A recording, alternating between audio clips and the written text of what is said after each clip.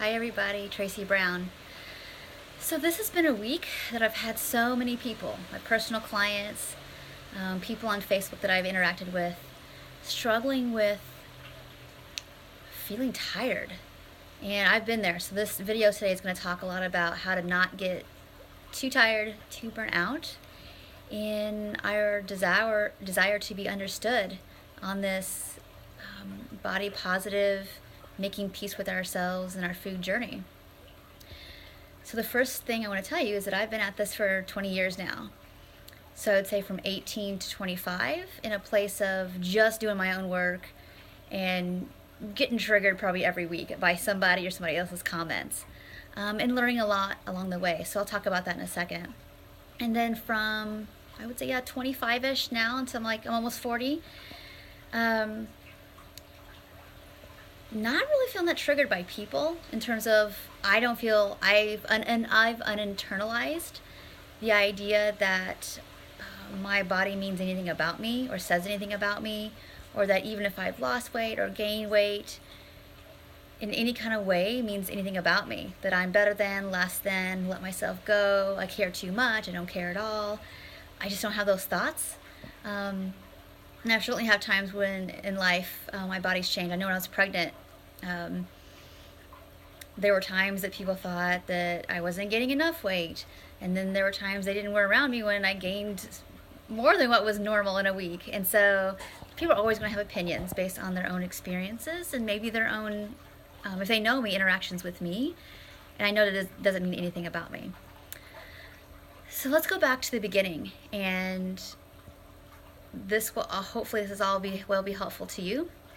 Is that in my beginning times of recovery, even though people knew what I was going through, there was an understanding of that food and weight talk when you're trying to stop dieting, stop binging, stop hating yourself for your body size. I don't think unless people choose to really deep dive into that, understand the depth of how difficult it is to stay focused on yourself. And the reason that is that we are all so conditioned to believe that body size means something about your worth, your work ethic, your health, and that, of course, everybody thinks the same thing, that everybody should be the same way, everybody should be thin, and if you try hard enough, you'll get there. Of course, there's no data or research to support that, but it's just one of those things that's been said so much with so little challenge up until the last couple decades that people take that to be truth, when of course we know that there are so many people walking around here all different shapes and sizes that are either healthy or unhealthy, and you're really not going to know unless you spend at least a couple minutes talking to them about their life and their experiences, their health behaviors, their lack of health behaviors, their blood work, their shame and stigma that they've been under, if at all, or they've had lots of it, their level of just stress in their life. All of these are going to be factors that play a whole lot more into the health of somebody versus, how many calories they can restrict in a day. That's not the main indicator of somebody's health. But anyway, people don't know this.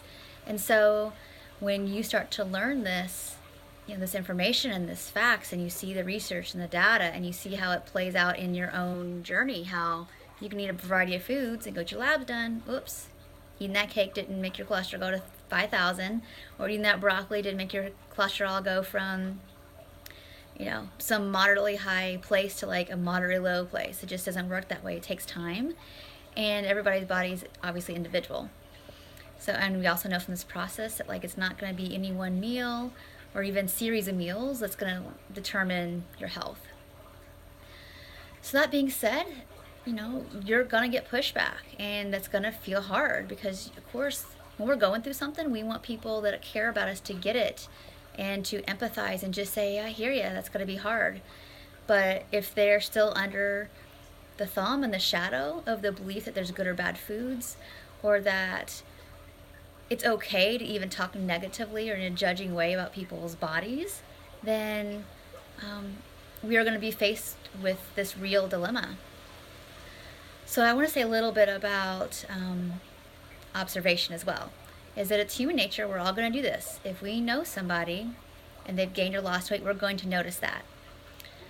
The place in that gets tricky for all of us not to get triggered is recognizing that if it comes from a place of observation, it doesn't mean that you are being judged. If it comes from a very clear way of judgment, and we know what that tone feels like.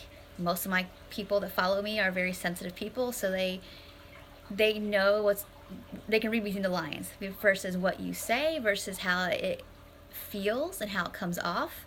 We know when there's a judgment. So if you feel that way, don't question yourself or feel that you're crazy for thinking they didn't actually say something bad, but the way they said it, well then trust yourself if that happens. So the thing, again, I want you to remember is that you have a decision how to handle that. If you have not already had conversations with your loved ones, people you know, to ask them to not have food and body talk, and that you're not looking to pick a fight, you're just asking for your own well-being, that we not discuss other people's bodies and food in a negative light. If they don't respect that, then you have your options. And that's going to be obviously walking away.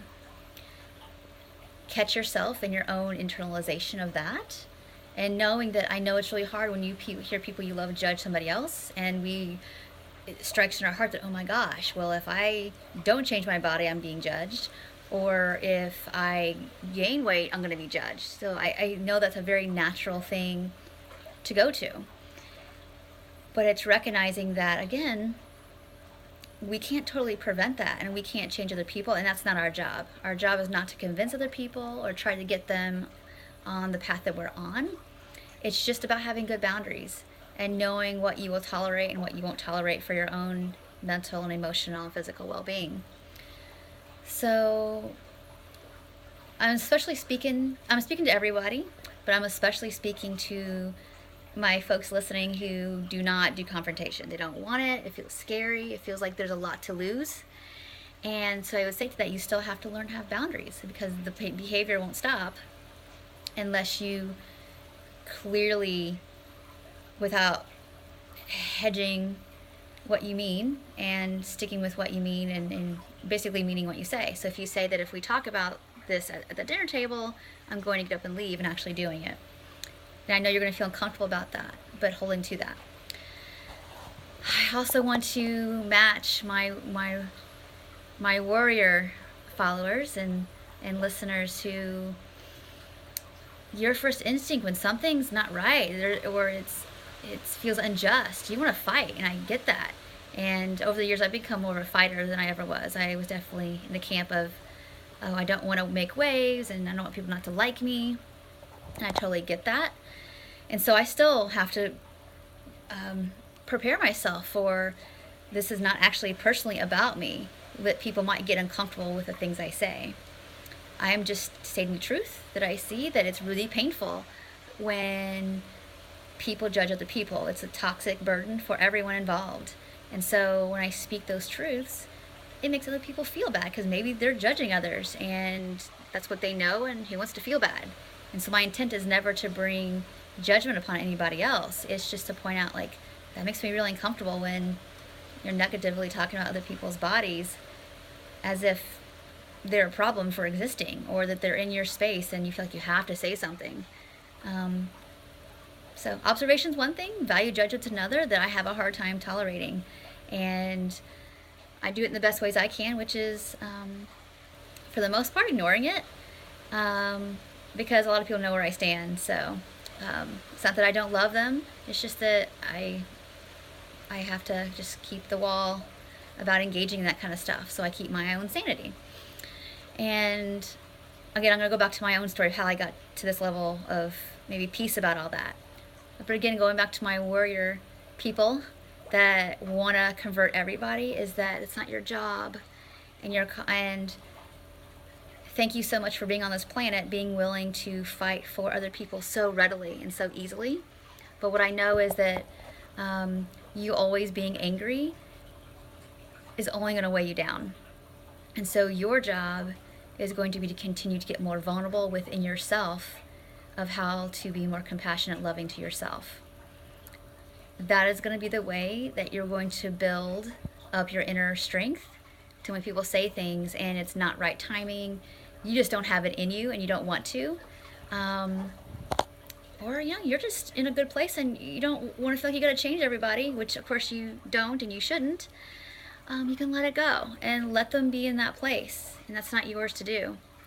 Doesn't mean that you're never going to stick up for people who are being stigmatized or that you don't stick up for yourself.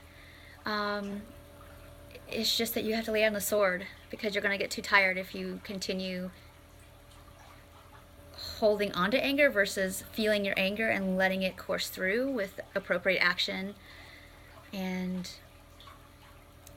I just don't want you all to burn out because it's exhausting, and I've done it, so don't think that you're probably going to, and then you come back to strength again by taking some time back, just focusing on yourself, your own self-care, disengage from people. Even if you're around people that constantly talk about these things and you want to still be in relationship with them at that level, then it's taking yourself out of the space and recognizing that that's just something you guys can't go there with now or maybe never, and there'll be a place for that for you. So going back